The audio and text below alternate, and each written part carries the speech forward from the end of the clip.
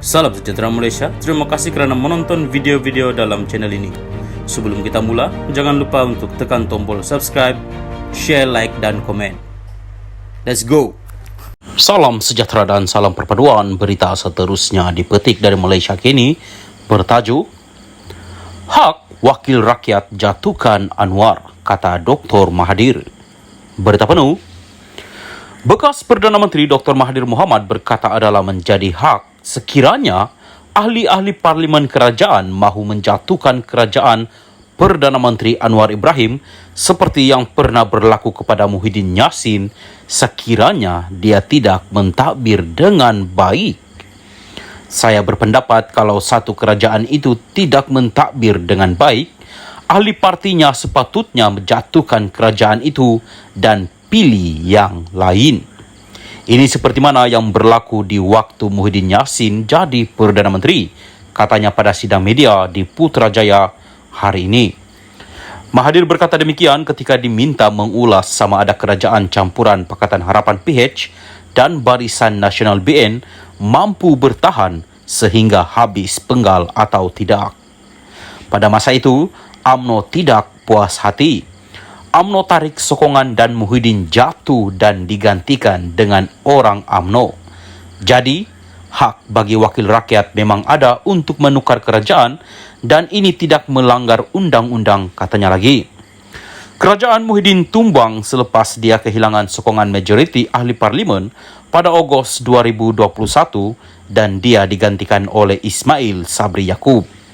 Pada sidang media yang sama, Mahathir berkata, kerajaan pimpinan Anwar dilihat hanya banyak bercakap dan menabur janji tetapi tidak melaksanakan apa yang dikatakan. Sebagai contoh, katanya, keadaan ekonomi dan kos sara hidup rakyat juga masih teruk. Keadaan politik pun tak stabil. Setiap hari sebut benda yang dia nak buat tapi tak nampak apapun, katanya. Mengulas lanjut, Mahathir juga meluahkan rasa kurang yakinnya terhadap kerajaan untuk membela nasib orang Melayu, khususnya mereka yang terperangkap dalam kemiskinan.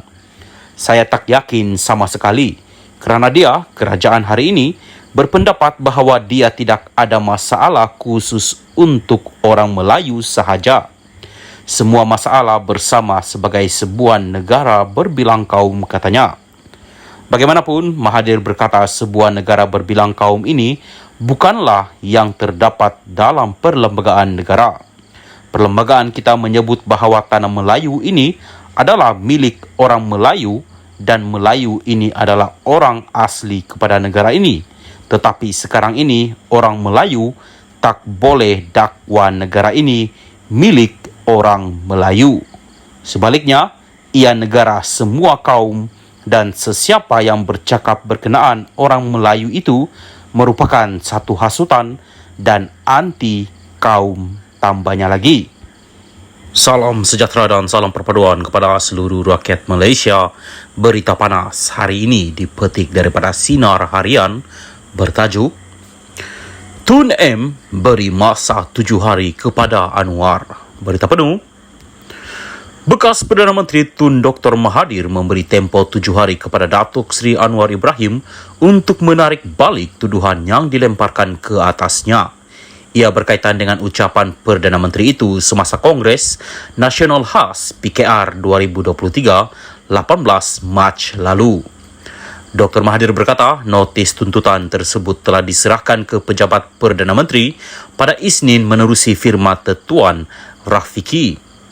Menurutnya, walaupun Anwar tidak menamakan sesiapa di dalam ucapan tersebut, namun rakyat memahami ia ditujukan ke atas beliau apabila menyebut pemerintahan 22 tahun dan 22 bulan.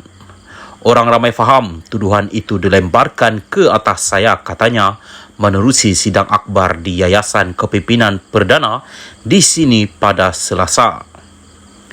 Beliau berkata di dalam ucapan tersebut Anwar turut melabelkannya sebagai skandal, penyangak yang merupakan suatu perbuatan niat jahat. Skandal ini memberi gambaran buruk terhadap saya, melainkan Anwar tunjuk bukti saya telah mendapat berbilion-bilion ringgit melarikan duit ke luar negara dan tidak bayar cukai, katanya. Dr. Mahathir berkata, sebagai Perdana Menteri, Anwar perlu bertanggung jawab terhadap ucapannya. Banyak tuduhan dalam ucapan ini. Dulu dia pernah cakap seperti itu tetapi bukan Perdana Menteri. Sekarang Perdana Menteri, dia tidak boleh buat tuduhan sebegitu tanpa bukti jelas, katanya. Sementara itu, dalam notis tuntutan yang diedarkan kepada pemerintah, Peguam Muhammad Rafiqi Rashid Ali berkata, semua kenyataan yang dikemukakan Anwar adalah tidak benar serta bertujuan untuk menimbulkan pelbagai persepsi yang buruk terhadap Dr. Mahathir selaku anak guamannya.